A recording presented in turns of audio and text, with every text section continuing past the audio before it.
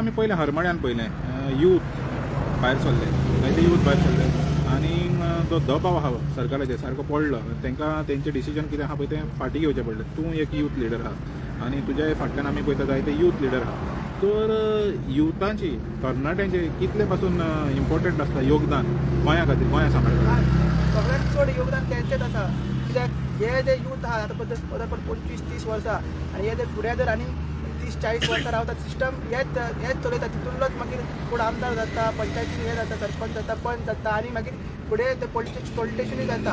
आमी ते दाखयना. मात सरकाराचेर दबाव हाडपाक आमी व्हडली व्हडली आयदनां आयकलेली आसा की स्टुडंटांनी आंदोलनां केल्लीं आसा. हेज्या पयलीं लँग्वेजी खातीर केल्ली आसा, मागीर आनी टिकेटी खातीर खूब खातीर केल्ली आसा.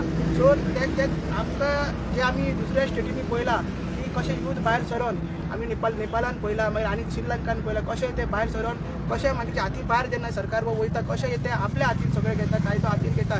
ती पाळी तरी अजून गोंयान येयल्ली ना.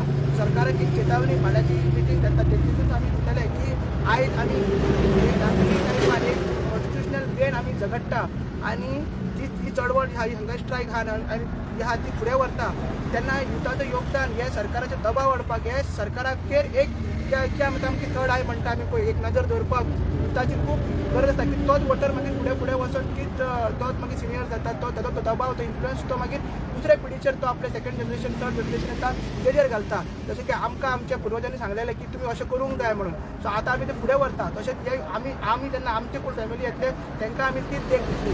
सो अशें युथाचें इन्फ्लुअन्स खूब आसा.